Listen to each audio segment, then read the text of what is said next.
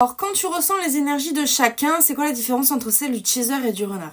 Alors, les deux équipes ne sont pas tout à fait similaires en consultation. Commençons par les runners, comme ça on va être un peu fripon. En consulte, soyons extrêmement pragmatiques, je vais être extrêmement concrète dans ce que je vais vous dire. En consultation, les runners, ils vont extrêmement rarement me dire qu'ils sont runners. Ceux qui sont au courant, ils vont me dissimuler l'information. C'est rarissime que j'ai un runner en consultation qui me dit « Ben voilà, je suis là, runner ». Extrêmement rare, extrêmement rare. Et les runners qui arrivent à lâcher l'information, souvent c'est parce qu'ils sont en fin, voire extrême fin de parcours. C'est-à-dire que ça y est, genre, on y est, voilà qui je suis, voilà ce que j'ai fait, voilà ce que j'ai ressenti, voilà où je veux aller. Enfin, tu vois, il y a un truc assez fluide qui émane du coup de la fin de parcours. Sinon, le cas number one qui se passe avec les runners en consultation, c'est ils vont rien me dire. Donc du coup, je vais me fier à mon instinct à 1000%. Je vais prendre mes cojones, tu vois, et je vais dire écoute, je pense que tu es runner, y a ça qui match, y a ça qui match, y a ça qui m'inspire, ton autre, franchement, je le capte, teaser à mort pour telle et telle raison, on y viendra tout à l'heure. Et là, mais je pense que c'est easy une fois sur deux, le runner il a genre putain je le savais, j'ai pas envie Emmanuel, pourquoi je peux pas être teaser, comment faire ensemble pour que je sois teaser? Tu vois, donc on dit ça sur le ton de la rigolade, tu vois, c'est toujours très bon enfant avec les runners, mais avec les chasers aussi d'ailleurs, mais y a toujours ce truc qu'ils vont pas vouloir me dire, tu vois, c'est une grande difficulté à être droit dans ses pompes, vraiment assumer la totalité de qui on est, quoi.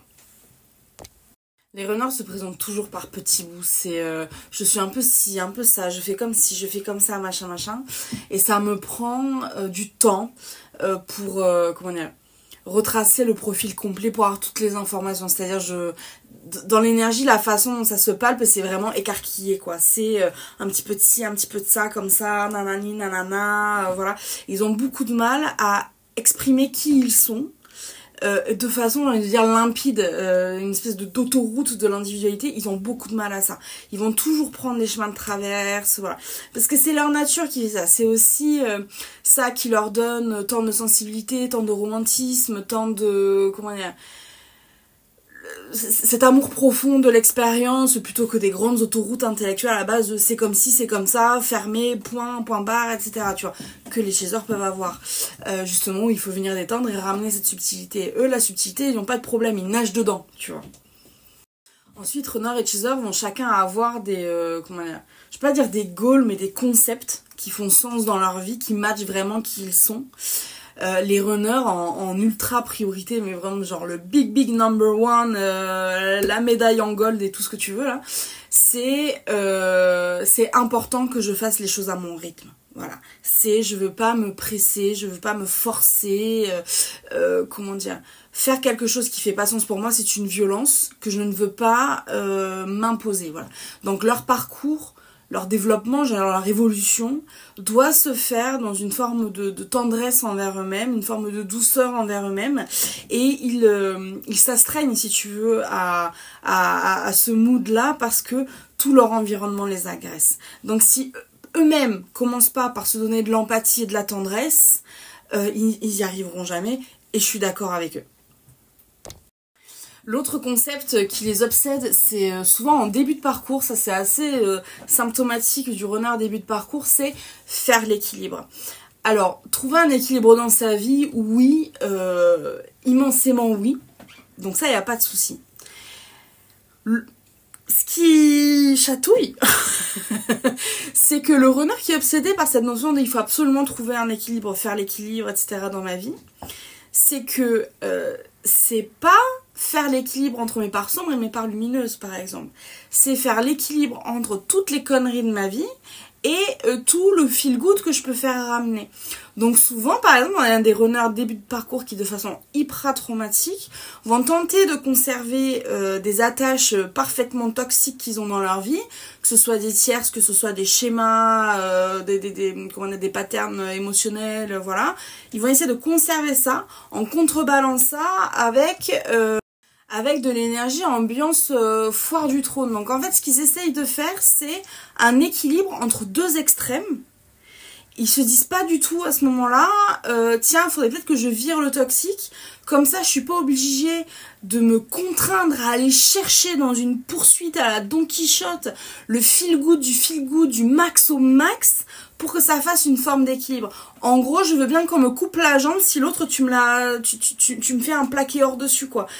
C'est une poursuite vraiment qui, à la Don Quichotte, mais pour eux qui fait sens à ce moment-là. Pourquoi ils recherchent ça? C'est parce que virer ces énergies toxiques, ça leur semble insurmontable. Donc, ils essaient quand même, si vous voulez,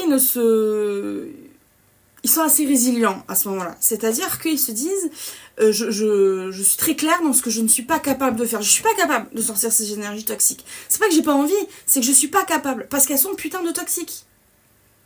Donc par définition, c'est une espèce d'Everest à gravir, c'est extrêmement compliqué. Est-ce que je suis dans l'espace émotionnel où je me sens comme une espèce de Iron Man capable d'y aller, lui défoncer sa gueule comme un Thanos? Non, pas du tout, pas du tout. C'est l'opposé. Je me sens complètement soumise à ces énergies hyper toxiques. J'ai aucune prise dessus, aucune maîtrise de la situation. Donc si je veux m'en sortir, parce que par contre par rapport à l'envie d'évoluer dans leur vie, ça, ils sont pas du tout résilients. C'est-à-dire, au contraire, ils rentrent dans une forme de rébellion. C'est-à-dire, je veux y arriver dans ma vie. Donc, il faut que je fasse avec l'existant. Si je peux pas modifier l'existant parce que c'est trop traumatique, trop difficile, alors il faut que je trouve une autre parade, si vous voulez, pour que ça s'équilibre et qu'au final, on peut marcher, on peut vivre avec une jambe en moins si l'autre fonctionne très bien et si on m'aide à marcher, quoi. En gros, c'est ça l'idée. Donc ça, c'est une époque dans le parcours RJ qui est chiante.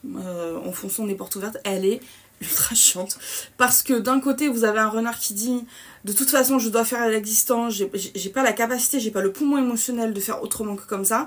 Je ne me perçois pas faire autrement que comme ça, tellement si je suis déconnectée de mon potentiel. Et un chaser qui dit, va falloir le faire quand même. Donc, vous pouvez pas connecter à ce moment-là, vous pouvez pas discuter à ce moment-là, parce que clairement, vous voyez pas les choses de la même manière. Le chaser va toujours être un petit peu plus en rébellion par rapport à ça. Il va dire, mais si c'est toxique, il faut que ça tège. Enfin, difficile ou pas difficile, si comment dire, t'as une jambe cassée, il faut soigner ta jambe, point. Enfin, voilà. Donc, le chaser va lire ça de façon extrêmement proactive, à base de, faut y aller, faut bouffer du lion, moi je te soutiens si tu veux, je suis là pour toi, je te tends les bras derrière, t'es sécure, nanani, nanana. Mais ça va pas arranger, ça ne faire que, je préfère dire, ça va empirer ce que ressent le runner à ce moment-là. Souvent, ça n'améliore pas du tout la situation parce que d'un côté, vous avez ce chaser ultra proactif à base de moi je t'attends, le plat, enfin je t'ai mis la table, le plat est chaud, comment dire, le lit est fait, voilà, feel good quoi. Et d'un autre côté, vous avez un runner qui pour le coup est parfaitement pragmatique, qui dit non mais super le backup derrière. Déjà j'ai pas envie que mon chaser soit un backup, j'ai envie de le choisir librement et là je ne me sens pas capable de le faire. Parce que aussi, quitter mon lieu de vie avec qui je suis mariée, etc. machin, ça veut dire l'annoncer à la personne concernée, s'il y a des enfants, l'annoncer aux enfants, ça veut dire déménager, ça veut dire trouver un acheteur pour la maison, ça veut dire nanani, nanani, nanana. Et sachant qu'ils sont dans un état émotionnel qui est déjà épuisé, vous faites tout ça. Alors certes, tu m'attends à la maison avec un beau petit plat, le lit est chaud et tout ce que tu veux, mais il faut que je me tape tout ça avant en fait. Et je suis déjà pas frais. Je suis déjà même au bout de l'oppression, au bout de la fatigue, au bout de tout. Il se perçoit pas du tout faire ça. C'est, enfin, là dans le parcours FG à ce moment-là, clairement entre chaser et runner, ça connecte pas parce que vous parlez pas du tout la même langue. Clairement, vous parlez pas du tout la même langue. Là, dans ce moment du parcours par rapport au runner, le chaser paraît comme quelqu'un de parfaitement naïf. Disons les choses telles qu'elles sont. Et le runner comprend de son chaser que le chaser est complètement déconnecté des réalités. C'est-à-dire, certes, le rêve de l'amour est super beau, d'autant plus que chacun se met sur un piédestal de bâtard, donc c'est comme si Dieu lui disait viens à la maison, tu vois, et que toute l'implication ne le touchait pas à la blanche colombe, quoi. C'est ce que je veux dire. Donc là, ça ne fait au runner, ça ne le fait que se sentir comme une espèce de vieux crapaud dégueulasse. Ça matche pas. Dans un dernier truc sur les runners qui sont spécifiques aux runners, allez, un truc mignon, je veux dire un truc mignon quand même. On va ouvrir les guillemets, on va faire la phrase, je pense que j'ai le plus entendu des runners en consultation, mais genre, mais de tellement loin. C'est genre, Emmanuel, comment on peut faire énergétiquement pour que mon chaser m'écrive? Parce que j'ai pas envie de le faire moi. Comment on fait? Non mais parce que j'ai vraiment envie, mais attends, genre je lâche la communication, ça veut dire qu'attends, je vais être responsable, et puis mon autre, c'est un peu l'Etna quoi, genre le Vésuve, genre pff, comme ça, dès qu'on ouvre, c'est la boîte de Pandore, il va me tomber dessus, non ça je peux pas, ça je... Du coup comment on peut faire pour que mon autre prenne la responsabilité de la communication? Parce que j'ai grave envie, hein, puis là ça fait un moment que j'ai pas eu des nouvelles et tout, mais là je... Comment on fait? Fermer les guillemets. Voilà. Donc la perception du runner qui perçoit son chaser comme un espèce de volcan en flammes d'où crache le cerbère, c'est très réel pour eux. C'est extrêmement réel.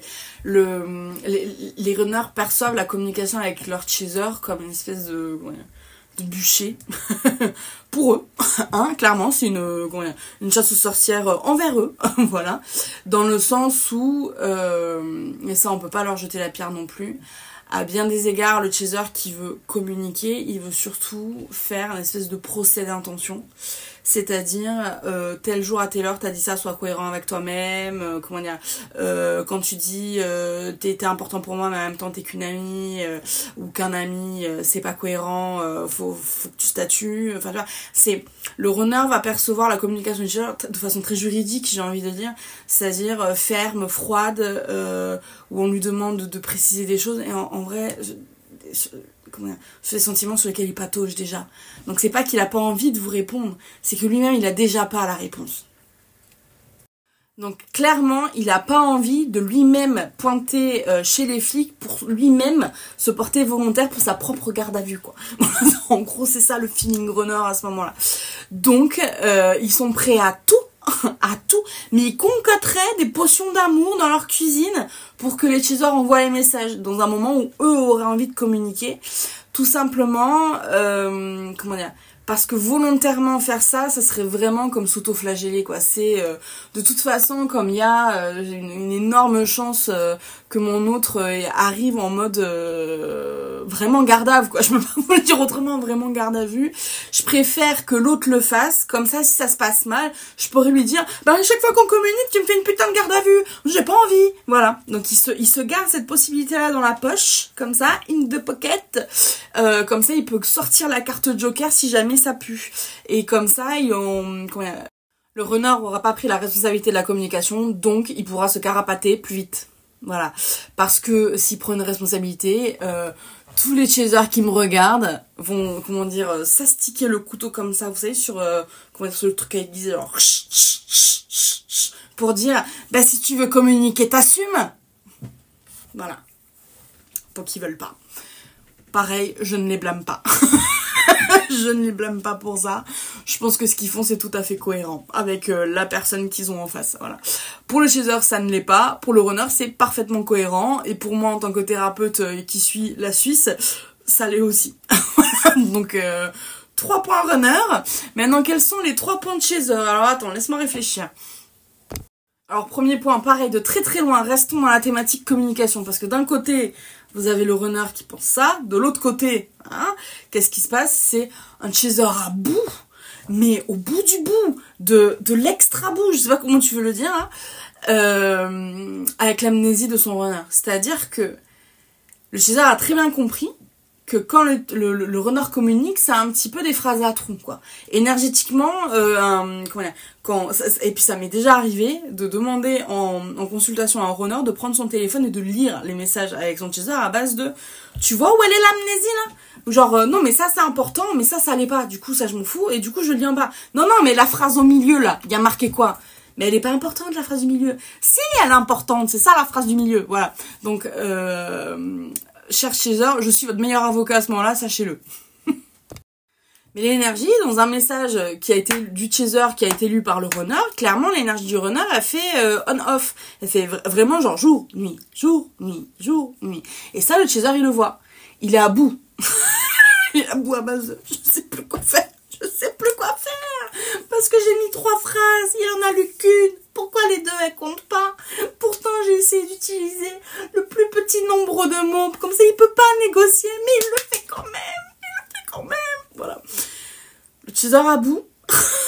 Voilà, donc là il n'y a pas de je crois que je suis runner, je suis pas sûre, je laisse Emma me dire ce qu'elle pense et ça. Non, on sait qu'ils sont chaser direct à base de et moi je au bout de ma life. Tiens. Direct. Donc à quoi elle ressemble l'énergie du chaser? Elle est collée au plafond. Elle est genre bra, comme ça. Tellement elle en peut plus, tellement il a tout essayé le chaser pour essayer de communiquer, de rentrer en contact énergétique profond, c'est-à-dire sans cet effet on-off, c'est-à-dire de chercher une stabilité avec l'autre, de trouver une méthode, une stratégie, comment dire, n'importe quoi pour essayer de trouver un terrain commun avec le runner qui permettrait de trouver des compromis et de trouver une forme de stabilité. Pareil, on parlait tout à l'heure du runner qui est obsédé par sa notion d'équilibre, quand le chaser aussi va essayer de fouiller ce concept, parce que le concept il est bon, c'est pas le concept qui est foiré, c'est avec quoi on joue avec ce concept qui est un peu litigieux, voilà. Mais le chaser aussi va fouiller ce concept comme n'importe quelle personne, c'est normal de chercher de l'équilibre dans sa vie, du coup il va essayer de discuter avec son runner avec ça. Donc il arrive supradéter à base de je vais lâcher le 30 pour moi, 70 pour toi aujourd'hui. Je vais dire des choses qui me ressemblent pas plus que ça, mais qui sont la façon dont toi tu vis tes émotions, la façon dont tu communiques, etc. Et c'est d'autant plus désarmant pour le chaser à ce moment-là, c'est que le runner ne l'accepte pas non plus. Dans le sens où, comme le chaser à ce moment-là, malgré lui, il vibre une forme de mensonge, c'est-à-dire effectivement, il n'est pas dans l'authenticité avec sa nature. Le runner, lui, va traduire ça comme c'est pas un effort pour moi, c'est un mensonge, il me ment, il est prêt à tout, il est prêt à n'importe quoi, mais il est prêt à me voler, à me dérober, quoi. Donc il le voit pas du tout comme quelque chose de sain. Donc là il y a une différence d'interprétation sur les choses aussi, parce que le runner à ce moment-là il est biaisé, il dit ça de façon extrêmement traumatique, il voit pas du tout l'effort de quelqu'un qui l'aime profondément. Peut-être qu'il a compris que l'autre l'aimait profondément, mais il ne perçoit pas l'effort, la dimension d'effort pour utiliser sa méthode de fonctionner dans sa vie, son langage. En fait le problème c'est que c'est un miroir que le renard déteste, parce que quand le chaser récupère, si vous voulez, le dictionnaire de qui est à l'instant T le runner, c'est une version traumatique de qui il est. Donc par exemple, si vous avez un chaser voilà, extra fidèle qui veut connecter comme ça de façon ultra légère parce que le runner à ce moment-là est dans une phase ultra légère, le fait d'être ultra léger dans la vie du runner, c'est aussi quelque chose qui est problématique par rapport à lui, dont il n'est pas particulièrement fier. Donc en gros, il voit la blanche colombe qui va aller batifoler dans une fosse septique avec lui. Donc là, le runner dit, c'est pas intéressant. Et de l'autre côté, du coup, il y a un chaser qui est complètement épuisé par le processus, à base de mais quand j'essaie de faire tous les efforts pour connecter de façon saine, ça ne marche pas. Quand j'essaie de connecter de façon en pâte avec toi, parce que quand le chaser veut parler, le langage actuel, quand bien même est-il traumatique de son autre, c'est une notion d'empathie, c'est par amour, je me fonde dans ton monde, donc c'est épuisé le chaser à ce moment-là, épuisé, d'autant plus qu'il y a ce qui pousse en fait, ce qui pousse le chaser à aller au bout de l'extra bout comme ça, c'est le fait que lui il associe la lutte à quelque chose de beau, et donc ça il voit ça comme la lutte ultime, quoi. C'est-à-dire je vais me sacrifier dans le processus parce que à terme j'aurai le trésor, quoi. C'est Ali Baba les 40 voleurs, donc c'est je vais avoir mon trésor, on va ouvrir le sésame, genre l'autre sera amoureux de moi parce que j'aurais fait preuve d'empathie, de bienveillance, de compréhension, de compromis, nanana envers lui, et ça va payer. Donc la façon dont le chaser évolue dans le parcours, c'est au début, tiens j'ai trop envie parce que cette personne elle me plaît de ouf. Tout de suite il y a des difficultés, ou très rapidement, parce que la lune de miel elle dure pas des plombs en général. Dès que les premières difficultés tombent, c'est genre une petite bataille, moi j'aime bien les batailles, allez, ça me fait pas peur, j'en ai vu d'autres dans la vie, donc on y va gaiement. Les difficultés s'épaississent, comment dire, se rigidifient, Je dis, belle bataille, mais comme je suis têtue, je vais quand même y aller. Je vais, comme ça, je vais forcer comme il faut. Purée d'ordinateur. Je vais forcer comme il faut et ça finira quand même par payer. Et troisième étape, ouvrez les guillemets, j'ai tellement investi d'efforts dans cette relation, c'est un non-sens total si j'abandonne maintenant. Je me suis trop investie, puis j'aime trop, quoi. Il y a trop de sens à tout ce que j'ai fait, c'est trop symbolique. C'est trop symbolique en fait, donc vraiment le chaser va en faire son étendard. C'est un schéma traumatique, donc la façon en inconscience, c'est-à-dire que c'est chaud de digérer ça en conscience, donc souvent on va le planquer dans l'inconscient, et la façon dont ça sort, c'est pas il faut que tu abandonnes parce que tu t'es planté, t'as un schéma traumatique, la lutte ça n'existe pas, la vie n'est pas une lutte. Pourtant là, on le vit vraiment comme une lutte. La façon dont le chaser va faire sortir ça de son système, c'est vraiment porter cette lutte comme un étendard. À ce moment-là, vous poncez YouTube en termes de vidéos, de vidéos sur les flammes jumelles. Pas forcément des vidéos de shadow work comme moi je peux faire, mais au contraire des vidéos qui vont vous alimenter. C'est-à-dire, tu portes ton étendard, tu es le Jeanne d'Arc de l'amour, ou la Jeanne d'Arc plutôt de l'amour, respectons son genre. Sois valeureux, fais des méditations, envoie de l'amour, la. C'est pas un moment où vous posez des questions. C'est des moments où vous voulez vous valider. Donc là, vous poncez YouTube, quoi. C'est-à-dire, vous bouffez tous les soirs, on allez vous coucher, vous allez regarder ce petit tirage de cartes qui va vous dire à quoi pense mon autre, que pense mon autre de moi, quand c'est qu'il va revenir, bientôt prêt pour la réunion, bientôt prêt pour la déclaration, il a envie de vous écrire, et nanani nanana. Pour, si vous voulez, faire rentrer dans un système de l'essence. C'est-à-dire, je suis à bout, je suis en quasi cale sèche, je fournis le plus gros effort de ma life. J'ai vécu des montagnes, des Everest dans ma vie, mais là, l'effort que je suis en train de fournir émotionnellement, c'est le plus hardos, mais il est hard de chez hard que j'ai jamais fait dans ma vie. Donc il y a une comparaison qui se fait entre vos épreuves du passé, qui pourtant étaient souvent... ça c'est une phrase typique des chasers, genre Emmanuel, je te promets, j'en ai vu dans ma vie, mais celle-là, fin de citation. Le chaser à ce moment-là compare l'effort qu'il donne pour une rupture amoureuse, ce qui arrive tous les jours dans la vie, malheureusement, voilà. Mais quelque chose de parfaitement banal. Il en a vu d'autres aussi, des ruptures amoureuses avant. Il compare ça à un décès, à une maladie à laquelle il a survécu, voilà, en disant j'ai perdu toute ma famille, mais je me sens pas au même niveau de désarroi que par rapport à ma flamme jumelle. Je comprends pas pourquoi. Parce que ça devrait pas, ça fait pas de sens. Donc c'est pourquoi j'ai l'œil qui me gratte? Est-ce que je suis en train d'ouvrir les yeux de quelqu'un là? Peut-être. Bref, petite guidance en live. À base de putain, je m'étais pas rendu compte que c'était comme ça. Bref, pardonnez-moi si je me scratche du coup le sourcil. Bref, j'étais en train de dire, donc c'est des moments où vous allez rechercher vraiment une validation pour cet effort, pour faire vivre ce schéma de la vie est une lutte. Problème, la vie n'est pas une lutte, qu'on soit très clair. La vie n'est pas designée, n'est pas créée, pensée, conçue pour être une lutte. Et l'amour, encore moins.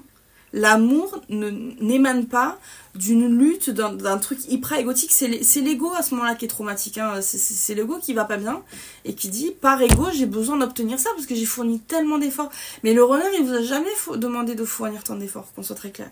C'est vous, de façon unilatérale, qui avez demandé, enfin, qui avez voulu fournir cet effort pour prouver à l'autre, pour vous prouver à vous-même aussi, que vous étiez capable de rentrer en lutte par amour, de vraiment en faire, tout un symbole, un étendard, machin. Mais votre runner, il vous a jamais demandé ça. Donc il y a plein de fois où le chaser va me dire, mais quand c'est qu'il va ouvrir les yeux, quand c'est qu'il va percuter. Mais à aucun moment, le runner, il a envie de percuter, qu'on soit très clair. Oui, les runners vont faire des compréhensions. Ils font des compréhensions dans une temporalité qui est la leur. Elle est extrêmement longue. C'est-à-dire que une compréhension chez eux, c'est pas une espèce de coup de raquette de tennis comme ça dans la tronche à base de waouh, j'ai compris. Non, c'est tiens, c'est ça qui fait sens. J'y repense, je regarde, thèse, antithèse, synthèse, effectivement. C'est ça que je pense. Du coup, ok, je prends le temps de réfléchir, comment ça s'imbrique dans ma vie. Je le teste, je paramètre, je vois. Ok, j'accepte. Maintenant, qu'est-ce que je veux en faire? Est-ce que je veux évoluer par rapport à ça? Est-ce que j'ai envie de le laisser sur le côté? Est-ce que c'est mon sujet du moment? Est-ce que j'ai pas des choses qui sont prioritaires à ça? Oui, c'est beaucoup de questions. La psyché runner, il y a énormément de pensées dedans. Mais c'est sa temporalité, c'est celle qui la respecte. Donc, il va se tenir à ça. Quand c'est qu'il va percuter, jamais. Est-ce qu'il va comprendre? Oui, selon la temporalité qui sera la sienne. Ce besoin de percuter, c'est le chaser qui l'a. C'est son trauma à lui. D'avoir besoin que quelqu'un percute, qu'en fait, il est quasiment un miracle. Que ça le valorise, c'est-à-dire, mon Dieu, j'étais tellement débile, pourquoi j'ai pas compris tout de suite, alors que ça aurait dû être une évidence, parce que tu es mon évidence, tapis rouge, etc. Mais c'est parce que l'ego va mal, l'enfant intérieur va mal, le self-esteem va mal, etc. Et pour vous satisfaire, il y a un besoin de... Comment dire? Pour satisfaire ce trauma, il y a un besoin vraiment de tapis rouge, je peux pas vous l'expliquer autrement, mais de la grande déclaration, du grand romantisme, etc. Une phrase de Chaser, une phrase typique de Chaser, c'est oui, mais j'ai quand même le droit de rêver, j'ai quand même le droit de rêver à mon prince charmant, à ma princesse charmante, j'ai quand même le droit de rêver à l'amour, j'ai quand même le droit d'être romantique. Bien sûr que t'as le droit d'être romantique, t'as pas le droit de prendre en otage quelqu'un par rapport à ça. Ton romantisme n'a pas le droit de prendre un runner en grippe avec un flingue sous la tempe comme ça et de dire si toi tu n'acceptes pas mon romantisme, alors le romantisme est mort. Tu vois, alors l'amour ne veut rien dire, alors il n'y a pas de sens, donc tu dois me donner ça. C'est le job du chaser de sortir de ce schéma-là, et c'est pour ça que le runner lui résiste tant par rapport à ça, et heureusement qu'il résiste par rapport à ça. Là c'est... Alors malgré lui, il y a aucun runner qui se pose un soir chez lui à base de je vais résister à la conception du romantisme de mon chaser. Ça n'arrive pas. Le runner dans ces moments-là, genre... L'autre m'oppresse, je suis pas bien. Voilà, bref, on s'en fout. La finalité, c'est que, heureusement que son énergie résiste à ça, parce que c'est du trauma, mais à pleine balle, label rouge, le trauma du chaser à ce moment-là. Le romantisme, bien sûr qu'il a le droit d'exister. Le rêve, vouloir se connecter à l'amour, vouloir avoir envie d'aimer et d'être aimé en retour, d'avoir ce sentiment d'être choisi. D'être choisi, évidemment que ça a le droit d'exister. Évidemment. C'est juste que le cadre est mauvais par rapport à ça. De la même manière que dans cette notion d'équilibre que le chaser a en début de parcours, mais qu'il essaie de faire l'équilibre entre deux extrêmes, alors qu'il faut faire l'équilibre en lui, à l'intérieur, et non pas à l'extérieur. Merci Instagram.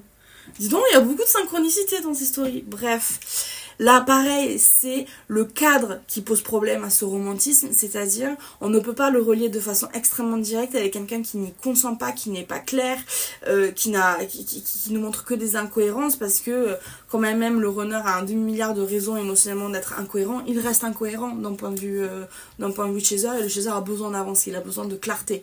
Donc c'est normal qu'il faut déconnecter à un moment donné le runner de ça, et envisager le romantisme, l'amour, l'envie d'être aimé de façon beaucoup plus large, beaucoup plus globale. Faut démonter le je veux lui ou elle et personne d'autre. C'est j'aurais aimé lui ou elle, bien sûr, il n'y a pas de souci. Mais il y a plein de personnes qui existent aussi. Et il y a plein de personnes que vous connaissez pas, il y aura peut-être mieux que lui ou elle. Il y aura peut-être mieux. Vous imaginez s'il y a mieux. Oh! Et dans le contexte, il y a aussi une temporalité. C'est-à-dire quelqu'un qui prend un café avec vous, il est peut-être pas tout à fait prêt à aller signer chez Monsieur le maire, vous voyez. C'est pas, comment dire, les chasers en sortie de date, ils sont déjà en train de regarder si à l'état civil, il vaudrait mieux garder son nom ou prendre celui de l'autre. Est-ce que c'est quoi le nom qui fait le mieux, vous voyez, des trucs comme ça. Faut sortir de tout ça. Faut accepter aussi de rentrer dans le fait que l'amour, l'énergie de l'amour, est aussi une énergie du temps long. Ça a besoin de temps pour être poétique, doux, sensuel.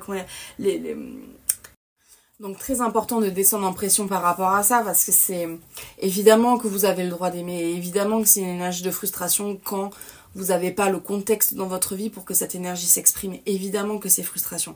Mais c'est pas parce que c'est frustrant et que c'est douloureux, souvent, que quelqu'un d'autre extérieur doit en faire les frais non plus. C'est ça le problème.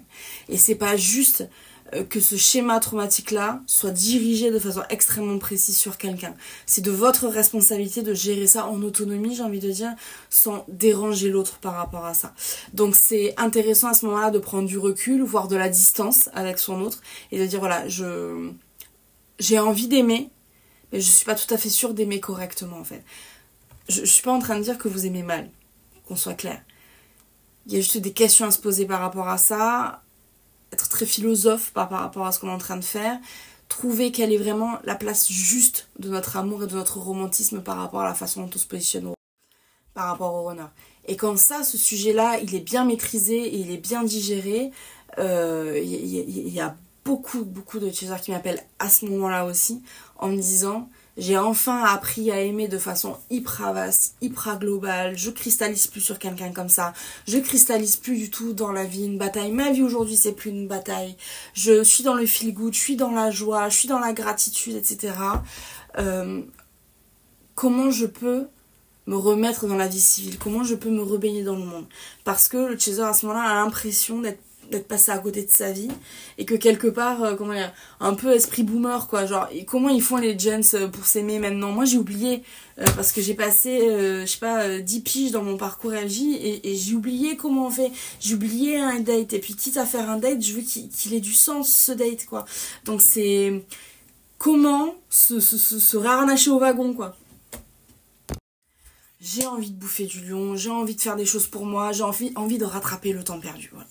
Le runner se dit jamais par rapport à son parcours qu'il a perdu du temps parce que son parcours est jonché d'expériences. Il y a eu plein de choses enrichissantes, il y a eu plein de choses traumatisantes aussi. Le temps n'a pas été perdu, il a été bien vécu. Le runner a dit non c'est bon, j'ai assez vécu. Au contraire, genre c'est faut lever la pédale un petit peu quoi.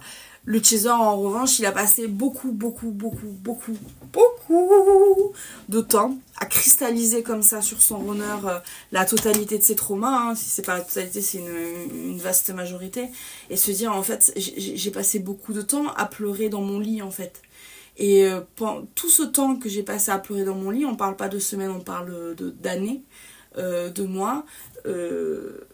J'ai pas monté l'entreprise que je voulais monter et qui me fait vraiment kiffer, ou le projet professionnel. J'ai pas développé ce loisir qui pourtant à la base était hyper important pour moi. J'ai plus d'amis parce qu'au bout de X années, m'entendre parler de Jean Michmuche, ils en ont eu marre.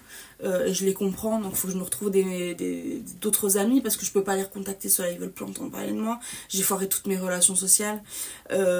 Souvent la question de la toxicité est quand même remontée parce que le comportement des deux, hein, chaser runner, comment dire, peut être toxique à bien des égards, jamais malveillant, mais il peut être toxique parce que le trauma est toxique.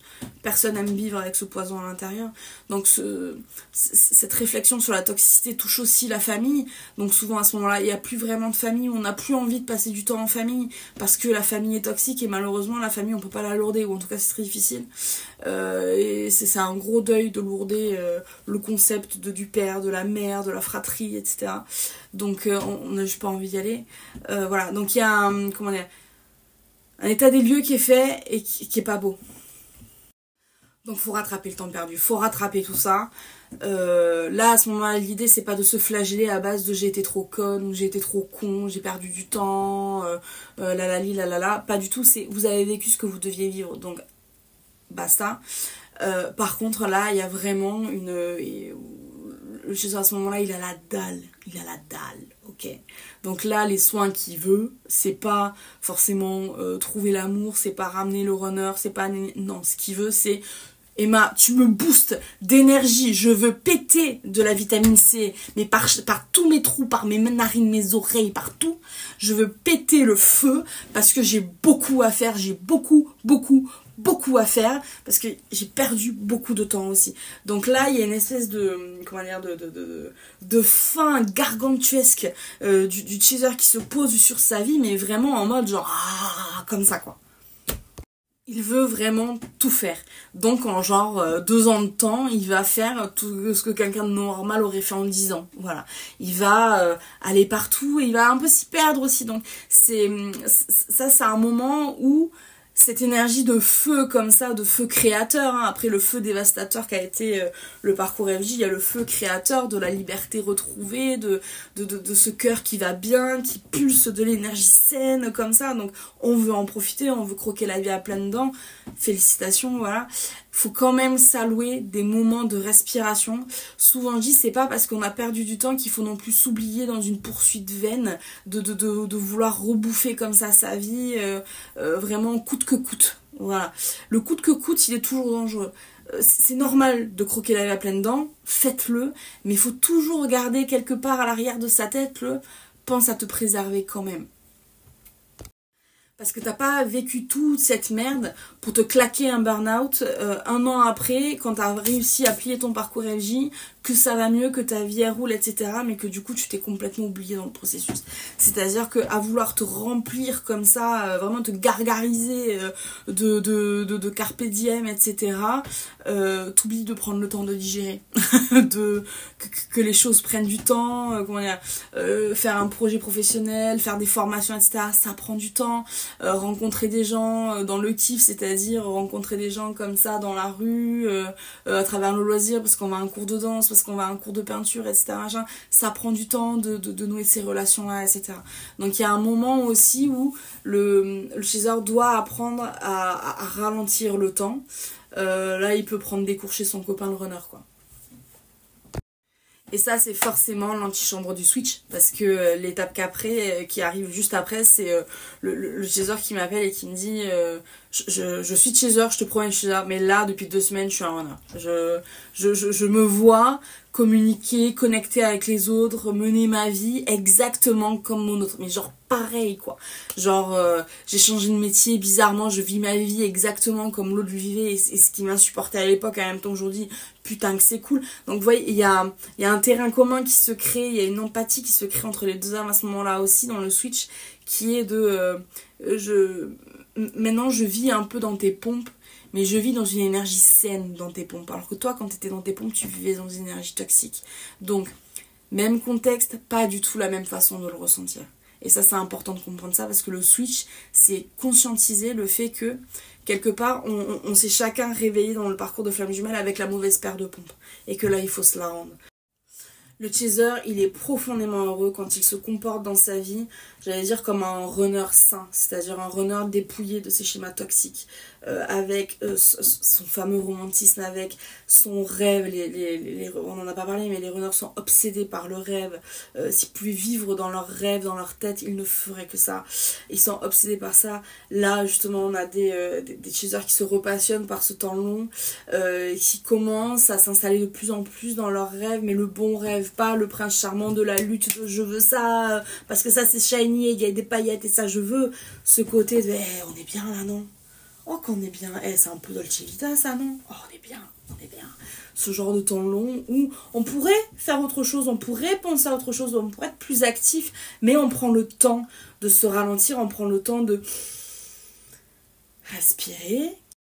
Et le runner est profondément heureux quand il se comporte entre guillemets comme un chaser, c'est-à-dire un chaser pareil, sain, c'est-à-dire les 2 doigts dans la prise de l'individualité, il est tout seul dans sa vie, il gère tout seul sa vie, il a réussi à monter ses projets, il a réussi à monter son cadre de vie, il a réussi toutes ces batailles, ces fameuses batailles à mener, il a viré les tierces, il a viré tout ce qui est toxique, etc. Machin, et maintenant il peut se suffire à lui-même. Parce que le chaser aussi, ça c'est un problème du chaser, il se dit tout le temps... de toute façon, moi je suis dépendant affectif, mais genre plus, parce que le romantisme est là, parce que l'envie d'être aimé est là, etc.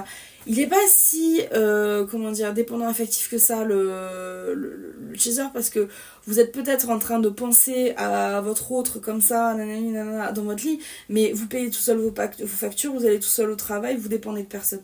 Qu'on soit très clair. Vous n'êtes pas si dépendant que ça. Vous aimez juste quelqu'un et c'est un peu toxique. Vous n'êtes pas si dépendant que ça.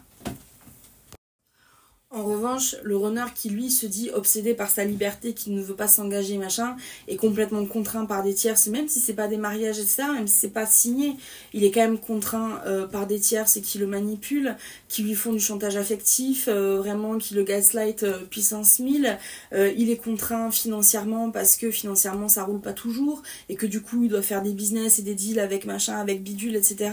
Il est pas complètement libre. Il est obsédé par la liberté parce que c'est son goal. Donc il dit moi je suis libre. C'est ça mon appel, c'est ça que je veux faire. En vrai, le runner va quand même souvent retourner dans les jupons de sa tierce, dans les jupons de sa famille, dans les jupons de ceci. Ah vas, viens m'aider, il faut que tu m'aides, je vais faire ça avec toi parce que tu vas, ça va se faire, etc. Il va toujours rechercher quelque chose d'assez collégial parce que le runner qui va pas bien ne se perçoit pas comme réussir seul, profondément seul. Voilà, donc ça c'est le runner quand il vibre ça, c'est cette énergie de chaser, de switch. C'est un putain de kiff, c'est un putain de kiff. Et puis comment dire, de façon plus spécifique avec son chaser directement, c'est cette énergie de si j'ai envie d'écrire, j'écris, j'y vais. J'envoie la lettre, j'envoie la déclaration d'amour, je tente. Alors après, oui, je transpire du sif quand je le fais parce que l'habitude est là, les schémas ont été là longtemps, donc bon, il reste quand même des traces, mais je le fais quand même. Et en général, en fait, vous avez un chaser qui kiffe sa life, c'est genre « Hey, salut, ça va? Oh, t'as envoyé une lettre? Pff, super !» Voilà. Alors qu'avant, c'était reçu comme un accusé de réception, comme un recommandé à base de « Alors, il faut absolument lire les petites notes en bas là du contrat. Ok, donc tu as d'ici le 4 juin à 12h30. » Voilà. Plus du tout ça. En fait, vous avez un chaser qui est chill, peace and love, quoi. Donc voilà. Je pense que c'est pas mal. Dense, hein, tout ça. Voilà, j'espère que ça vous a plu. Je pense que j'ai rien oublié. Voilà. Et pour ceux qui me regardent sur YouTube, pour poser ce genre de questions, c'est direction Instagram, dans les stories. Vous cliquez voir les stories et tous les 2-3 jours, je mets une petite boîte à questions. Voilà, ça se passe là. Bisous!